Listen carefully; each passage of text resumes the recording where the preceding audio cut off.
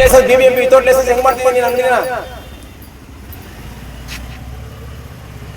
ನೀ 4 ತಿಂಗಳಾಗ್ಲಿ 1 ತಿಂಗಳಾಗ್ಲಪ್ಪ ಬ್ಯಾನ್ ಆಗಿರೋ ಪ್ಲಾಸ್ಟಿಕ್ ನ ಮಾರೋ ರೈಟ್ಸ್ ನಿಂಗೆ ಏನೈತೆ? 9 ಇಚಿಲ ನಾರ್ಮಲ್ ಕವರ್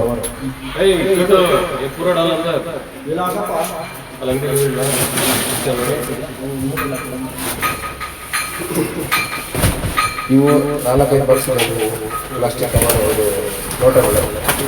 ಆಮೇಲೆ ಕ್ಯಾರಿ ಬ್ಯಾಗ್ ಬಂದು ಒಳಗಡೆ 25 kg ಪ್ಯಾಕೆಟ್ ಇದೆ. ಇಲ್ಲಿ ಒಂದು 10 kg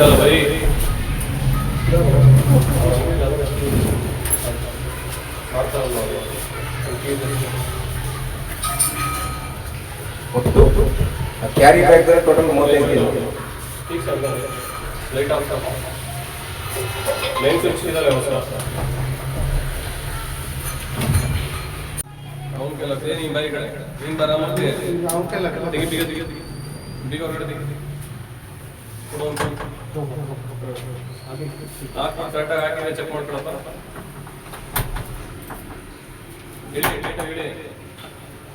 ನೀನೇ ಬೀಗ ಹಾಕಿದ್ಯಾ, ಅರ್ಥ ಆಯ್ತಾ? ಆಮೇಲೆ ಇಲ್ಲರ ನಾನ್ಸೆನ್ಸ್ ಎಲ್ಲ ಕ್ರಿಯೇಟ್ ಮಾಡಂಗಿಲ್ಲ. ಕೀ ಕೊಡೋಕೆ ಇನ್ನೊಂದು. This is Bangalore Headlines, your source for the latest news and alerts from across the city. ನಿಷೇಧಿತ ಪ್ಲಾಸ್ಟಿಕ್ ಪತ್ತೆ.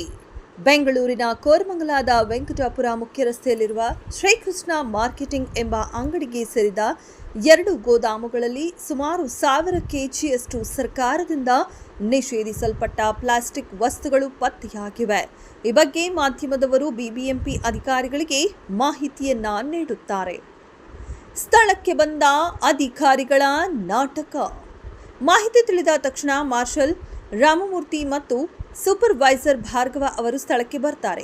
ಪರಿಶೀಲನೆ ನಡೆಸಿ ಸುಮಾರು 2-3 ಲಕ್ಷ ರೂಪಾಯಿ ದಂಡ ವಿಧಿಸಬೇಕಾಗುತ್ತದೆ ಎಂದು ಹೇಳುತ್ತಾರೆ. ಆದರೆ ಯಾವುದೇ ದಂಡವನ್ನ ವಿಧಿಸುವುದಿಲ್ಲ. ಬದಲಾಗಿ ಗೋದಾಮಿಗೆ ತಮ್ಮದೇ ಆದ ಬೀಗವನ್ನ ಹಾಕಿ ನಾಳೆ ಬೆಳಗ್ಗೆ 10:30ಕ್ಕೆ ಬನ್ನಿ, ಎಲ್ಲ ಅಧಿಕಾರಿಗಳ ಸಮ್ಮುಖದಲ್ಲಿ ಕ್ರಮ ಕೈಗೊಳ್ಳುತ್ತೇವೆ ಎಂದು ಮಾಧ್ಯಮದವರಿಗೆ ಹೇಳ್ತಾರೆ. ಮಾಲೀಕನೊಂದಿಗೆ ಒಳ ಒಪ್ಪಂದ.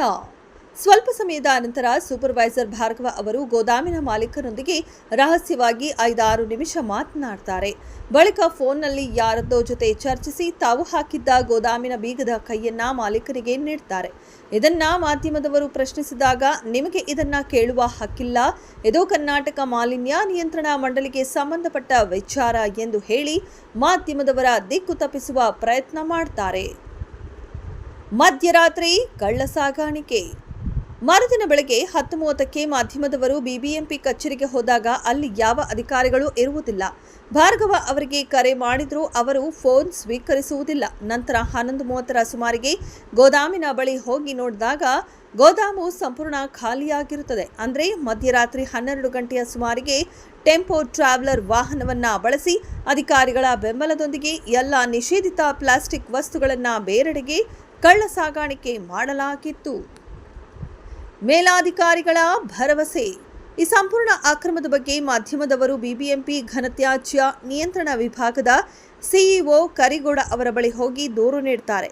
ಈ ಪ್ರಕರಣದಲ್ಲಿ ಭಾಗಿಯಾಗಿರುವ ಅಧಿಕಾರಿಗಳ ಮೇಲೆ ಹಾಗೂ ಗೋದಾಮಿನ ಮಾಲೀಕನ ಮೇಲೆ ಸೂಕ್ತ ಕಾನೂನು ಕ್ರಮ ಜರುಗಿಸುವ ಭರವಸೆಯನ್ನ ಅವರು ನೀಡುತ್ತಾರೆ. Subscribe channel for latest update.